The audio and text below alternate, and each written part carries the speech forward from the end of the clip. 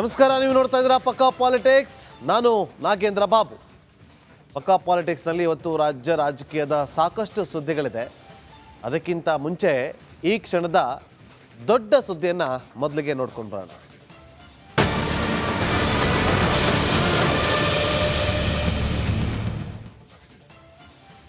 ಮೂಡಾದಲ್ಲಿ ಬ್ರಹ್ಮಾಂಡ ಹಗರಣ ಅಲ್ಲೋಲ ಕಲ್ಲೋಲ ಸೃಷ್ಟಿ ಮಾಡಿದೆ.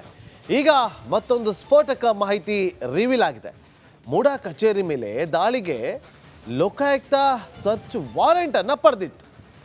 ಆದರೆ ನಂತರ ಅದು ರದ್ದಾಗೋಯ್ತು. ಜೊತೆಗೆ ಅಲ್ಲಿ ಯಾರೋ ಪ್ರಭಾವಿಗಳು ಕೆಲಸ ಮಾಡಿದ್ರು ಅನ್ನೋ ಶಂಕೆ ಈಗ ಬಲವಾಗ್ತಾ ಇದೆ.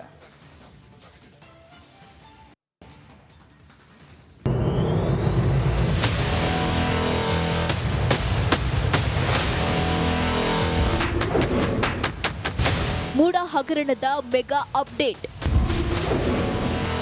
ದಾಳಿಗೆ ಸರ್ಚ್ ವಾರೆಂಟ್ ಪಡೆದಿತ್ತು ಲೋಕ. ಮೂಡಾ ಅಂದ್ರೆ ತಟ್ ಅಂತ ನೆನಪಾಗೋದು ಸಿಎಂ ಹಾಗೂ ಅವರ ಪತ್ನಿ ಪಾರ್ವತಿ. ಸೈಟ್ ಹಂಚಿಕೆ ಹಗರಣದ ಚಕ್ರವ್ಯೂಹದಲ್ಲಿ ಸಿಎಂ ಫ್ಯಾಮಿಲಿ ಅಂತೂ ವಿಲವಿಲ ಅಂತಿರೋದು ಗೊತ್ತೇ ಇದೆ. ಹಗರಣದ ಬಿಲ ಹೊಕ್ಕಿರುವ ಲೋಕಾಯುಕ್ತ ತನಿಖೆಯಲ್ಲಿ ಒಂದೊಂದೇ ಸ್ಫೋಟಕ ಮಾಹಿತಿ ರಿವೀಲ್ ಆಗ್ತಿದೆ. ಮೂಡಾ ಕಚೇರಿ ಮೇಲೆ ದಾಳಿಗೆ ಲೋಕ ಟೀಮ್ ಸಿದ್ಧವಾಗಿತ್ತು. ಈ ಕುರಿತ ವಾರೆಂಟ್ ಪ್ರತಿ ರಿಪಬ್ಲಿಕ್ ಕನ್ನಡಕ್ಕೆ ಲಭ್ಯವಾಗಿದೆ.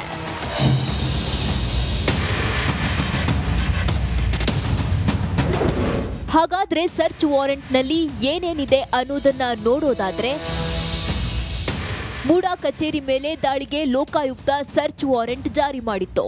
ಸೈಟ್ ಹಂಚಿಕೆಯಲ್ಲಿ ಗೋಲ್ಮಾಲ್ ಆಗಿದೆ. ಬದಲಿ ಸೈಟ್ ಕೊಡುವ ವಿಚಾರದಲ್ಲಿ ಕಾನೂನು ಉಲ್ಲಂಘನೆಯಾಗಿದೆ. ಮೂಡಾ ಕಚೇರಿಯಲ್ಲಿ ಇದಕ್ಕೆ ಸಂಬಂಧಿಸಿದ ದಾಖಲೆ ಇಲ್ಲ. ನೋಟಿಸ್ ಕೊಟ್ಟು ದಾಖಲೆ ಕೇಳಿದ್ರೆ ಕೊಡುವುದಿಲ್ಲ ಎಂಬ ಆರೋಪಗಳು ಸರ್ಚ್ ವಾರೆಂಟ್ನಲ್ಲಿ ಉಲ್ಲೇಖವಾಗಿದೆ. ದಾಖಲೆ ಕೇಳಿದ ಕೂಡಲೇ ದಾಖಲೆ ನಾಶ ಮಾಡ್ತಾರೆ. ಇದಕ್ಕಾಗಿ ದಿಢೀರ್ ದಾಳಿ ಅತ್ಯಂತ ಅವಶ್ಯಕತೆ ಇದೆ. ಮಹತ್ವದ ದಾಖಲೆ ಜಪ್ತಿಗೆ ದಿಢೀರ್ ದಾಳಿ ಮಾಡಲು ಸರ್ಚ್ ವಾರೆಂಟ್ ಜಾರಿ ಮಾಡಲಾಗಿತ್ತು ಎನ್ನಲಾಗಿದೆ.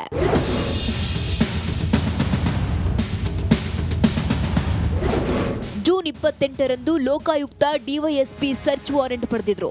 ಜೂನ್ 30ರಂದು ದಾಳಿಗೆ ಲೋಕಾಯುಕ್ತ ಟೀಮ್ ಸಿದ್ಧವಾಗಿತ್ತು.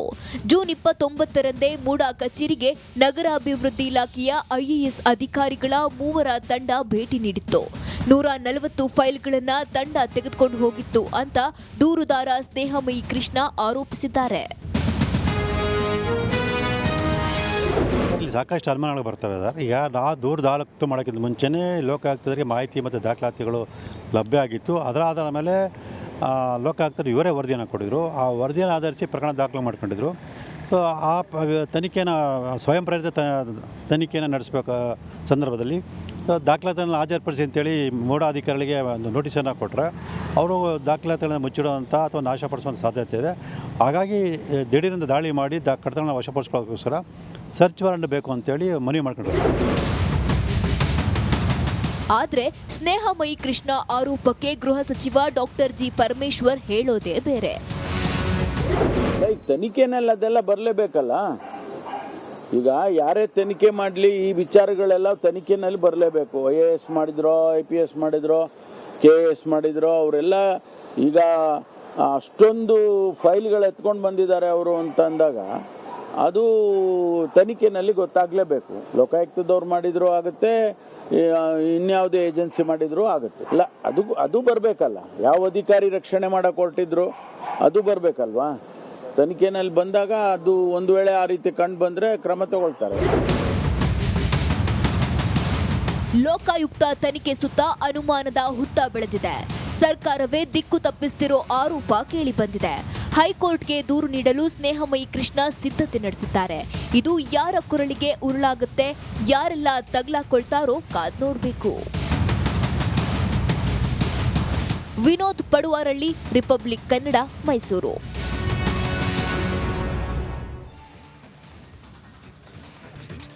ನಮಸ್ಕಾರ, ನೀವು ನೋಡ್ತಾ ಇದ್ದೀರಾ ಪಕ್ಕಾ ಪಾಲಿಟಿಕ್ಸ್. ನಾನು ನಾಗೇಂದ್ರ ಬಾಬು. ಪಕ್ಕಾ ಪಾಲಿಟಿಕ್ಸ್ನಲ್ಲಿ ಇವತ್ತು ರಾಜ್ಯ ರಾಜಕೀಯದ ಸಾಕಷ್ಟು ಸುದ್ದಿಗಳಿದೆ. ಅದಕ್ಕಿಂತ ಮುಂಚೆ ಈ ಕ್ಷಣದ ದೊಡ್ಡ ಸುದ್ದಿಯನ್ನು ಮೊದಲಿಗೆ ನೋಡ್ಕೊಂಡು ಬರೋಣ.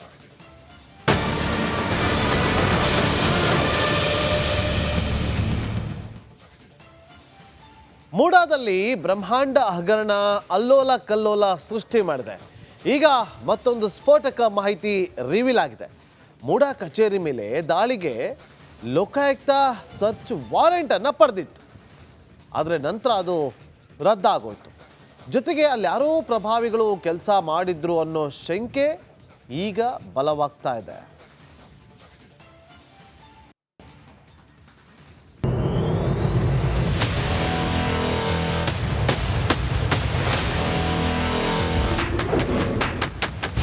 ಮೂಡಾ ಹಗರಣದ ಮೆಗಾ ಅಪ್ಡೇಟ್.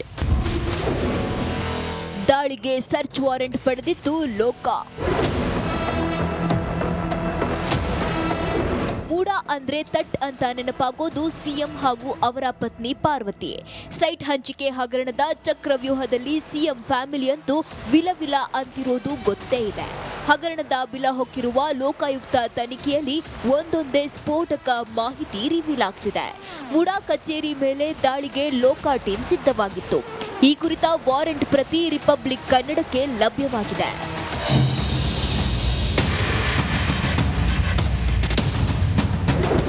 ಹಾಗಾದ್ರೆ ಸರ್ಚ್ ವಾರೆಂಟ್ನಲ್ಲಿ ಏನೇನಿದೆ ಅನ್ನೋದನ್ನ ನೋಡೋದಾದ್ರೆ, ಮೂಡಾ ಕಚೇರಿ ಮೇಲೆ ದಾಳಿಗೆ ಲೋಕಾಯುಕ್ತ ಸರ್ಚ್ ವಾರೆಂಟ್ ಜಾರಿ ಮಾಡಿತ್ತು. ಸೈಟ್ ಹಂಚಿಕೆಯಲ್ಲಿ ಗೋಲ್ಮಾಲ್ ಆಗಿದೆ. ಬದಲಿ ಸೈಟ್ ಕೊಡುವ ವಿಚಾರದಲ್ಲಿ ಕಾನೂನು ಉಲ್ಲಂಘನೆಯಾಗಿದೆ. ಮೂಡಾ ಕಚೇರಿಯಲ್ಲಿ ಇದಕ್ಕೆ ಸಂಬಂಧಿಸಿದ ದಾಖಲೆ ಇಲ್ಲ. ನೋಟಿಸ್ ಕೊಟ್ಟು ದಾಖಲೆ ಕೇಳಿದ್ರೆ ಕೊಡುವುದಿಲ್ಲ ಎಂಬ ಆರೋಪಗಳು ಸರ್ಚ್ ವಾರೆಂಟ್ನಲ್ಲಿ ಉಲ್ಲೇಖವಾಗಿದೆ. ದಾಖಲೆ ಕೇಳಿದ ಕೂಡಲೇ ದಾಖಲೆ ನಾಶ ಮಾಡ್ತಾರೆ. ಇದಕ್ಕಾಗಿ ದಿಢೀರ್ ದಾಳಿ ಅತ್ಯಂತ ಅವಶ್ಯಕತೆ ಇದೆ. ಮಹತ್ವದ ದಾಖಲೆ ಜಪ್ತಿಗೆ ದಿಢೀರ್ ದಾಳಿ ಮಾಡಲು ಸರ್ಚ್ ವಾರೆಂಟ್ ಜಾರಿ ಮಾಡಲಾಗಿತ್ತು ಎನ್ನಲಾಗಿದೆ.